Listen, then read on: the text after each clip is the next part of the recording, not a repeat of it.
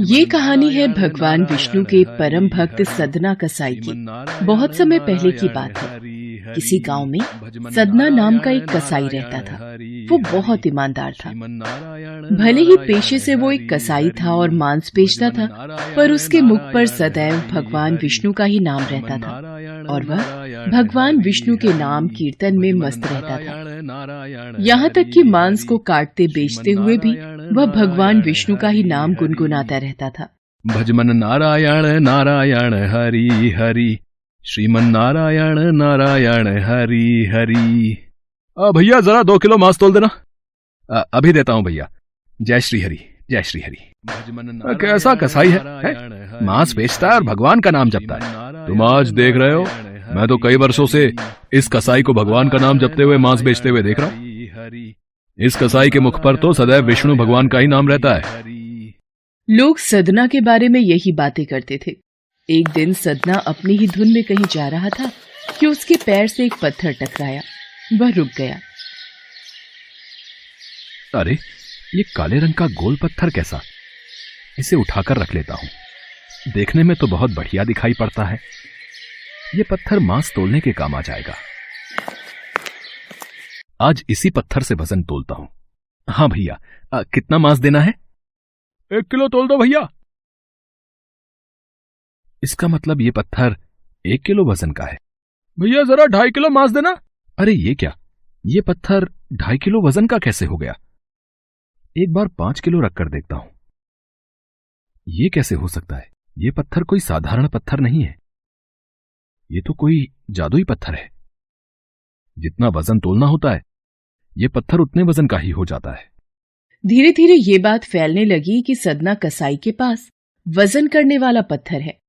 वो जितना चाहता है पत्थर उतना ही तौल देता है। किसी को 1 किलो मांस देना होता तो तराजू में उस पत्थर को एक तरफ डालने पर दूसरी ओर 1 किलो का मांस ही तुलता। अगर किसी को 2 किलो चाहिए हो तो वह पत्थर 2 किलो के भार जितना भारी हो जाता।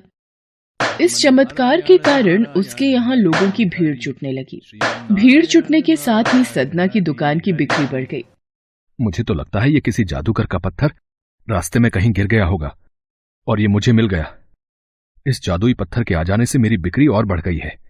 जय श्री हरि, जय श्री हरि। एक दिन सदना की बात उस गांव के पंडित तक भी पहुंची। हालांकि वो ऐसी अशुद्ध जगह पर नहीं जाना चाहते थे जहां मांस कटता हो व बिकता हो, किंतु जब एक भक्त ने उन्हें उस पत्थर के बारे में बताया तो पंडित जी के मन में उस चमत्कारिक पत्थर को देखने की उत्सुकता जाग गई। पंडित जी, आप नहीं जानते, उस सदना कसाई के पास सचमुच एक जादुई पत्थर है। हाँ, जो अपना वजन सामान के अनुसार ही कर लेता है। एक बार चलकर देख लें तो अवश्य ही वो पत्थर देखकर आप चकित हो जाएंगे। अब तो इतना जोर दे ही रहा है तो दूर से मैं उस पत्थर को देख लूंगा, पर निकट नहीं जाऊंगा। चल देखूं तो आखिर कौन सा जादुई पत्थर उस सदना कसाई के पास है। भक्त की बात सुनकर पंडित जी उसके साथ सदना की दुकान के पास पहुंचे और दूर से खड़े होकर सदना कसाई को मीट तौलते देखने लगे। उन्होंने देखा कि कैसे वह पत्थर हर प्रकार के वजन को बराबर तौल रहा था। वो ध्यान से उस पत्थर पर दूर से नजरें गड़ाए रहे। अचानक पंडित जी के शरीर के रोएं खड़े हो गए। ये कैसे हो सकता है? ये पत्थर तो मुझे इस कसाई के पास जाकर बात करनी ही होगी। अब पंडित जी, आप और मुझ कसाई की दुकान पर मैं आश्चर्यचकित हूं। आइए, कृपा करके यहां बैठिए। मैं आपकी क्या सेवा कर सकता हूं? सदना, तुम्हारे इस चमत्कारिक पत्थर को देखने के लिए ही मैं तुम्हारी दुकान पर आया हूं। या यूं कहें कि ये चमत्कारी पत्थर ही मुझे खींचकर तुम्हारी दुकान पर ले आया है। पर शायद तुम इस बात से पूरी तरह अनजान हो। तुम जिसे पत्थर समझकर मांस तोल रहे हो, वास्तव में वो शालिग्राम जी हैं, जो कि भगवान विष्णु का स्वरूप है। तुम ये नहीं जानते, शालिग्राम जी को इस तरह गले कटे मांस के बीच में रखना व उनसे मांस तोलना बहुत बड़ा पाप है। भगवान विष्णु का पत्थर शालिग्राम? पंडित जी, फिर तो मैं बहुत बड़ा पाप कर रहा हूं। मुझसे भूल हो गई। श्रीहरि, मुझे क्षमा करना। मैं आपके इस रूप को पहचान नहीं पाया। पंडित जी, आप तो ब्राह्मण हैं, अतः आपसे उत्तम सेवा और पूजा भगवान शालिग्राम के इस पत्थर स्वरूप की कोई नहीं कर सकता। मैं भी नहीं। कृपया करके ये पत्थर आप रख लीजिए। ठीक है सदना, मैं भगवान शालिग्राम की सेवा करने के अवसर को भला कैसे ठुकरा सकता हूँ? लाओ, ये मैं ले जाता हूँ। पंडित जी उस शालिग्राम पत्थर को बहुत सम्मान से घर ले आए। घर आकर उन्होंने वह पूजा अर्चना आरंभ कर दी। कुछ दिन ही बीते थे कि एक रात पंडित जी के स्वप्न में श्री शालिग्राम जी आए और बोले, हे ब्राह्मण, मैं तुम्हारी सेवाओं से प्रसन्न हूँ, किंतु तुम मुझे उसी कसाई के पास छोड़ाओ। हे प्रभु, क्या मुझसे आपकी पूजा अर्चना करने में कोई भूल हुई है? ब्राह्मण, तुम मेरी अर्चना पूजा करते हो, मुझे अच्छा लगता है, परंतु जो भक्त मेरे नाम का गुणगान कीर्तन करते रहते हैं, उनको मैं अपने आप को भी बेच देता हूँ। सदना तुम्हारी तरह मेरी पूजा अर्चना नहीं करता है, परंतु वो हर समय मेरा नाम गुनगुनाता रहता है, जो कि मुझे अच्छा लगता है।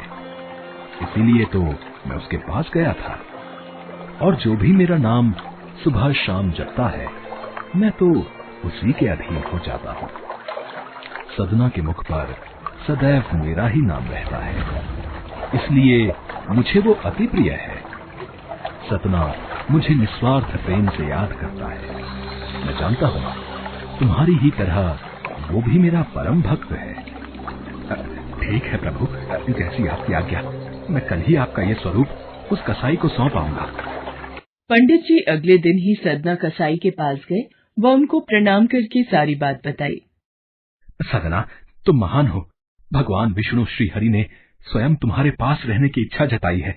वो चाहते हैं कि उनके आशीर्वाद स्वरूप ये शिला सदैव तुम्हारे पास ही रहे और वे तुम्हारे द्वारा की गई सेवा का लाभ उठाएं। सच पंडित जी, प्रभु श्री हरि ने ऐसा कहा। वो मुझ कसाई के पास रहना चाहते हैं। यदि प्रभु मेरे पास इस दुकान पर, जहां मैं मांस बेचता हूं, रह सकते हैं, तो मैं क्यों उनके लिए अपना सर्वस्व छोड़कर उनकी भक्ति में नहीं लग सकता? मैं अब से मांस नहीं बेचूंगा। मैं अपने श्री हरि विष्णु भगवान की भक्ति में लीन रहूंगा। मेरा आज से यही नियम है, भगवान श्री हरि की भक्ति करना। पंडित जी ने श्री शालिग्राम जी को सदना को सौंप दिया। सदना कसाई की आंखों में आंसू आ गए। मन ही मन उसने मांस बेचने के कार्य को छोड़ देने का विचार और निश्चय किया कि यदि मेरे ठाकुर को कीर्तन पसंद है तो मैं अधिक से अधिक समय नाम कीर्तन ही करूंगा। आगे चलकर सदना कसाई भगवान विष्णु के परम भक्त कहलाए और उनकी कीर्ति व नाम चारों दिशाओं में विख्यात हो गया।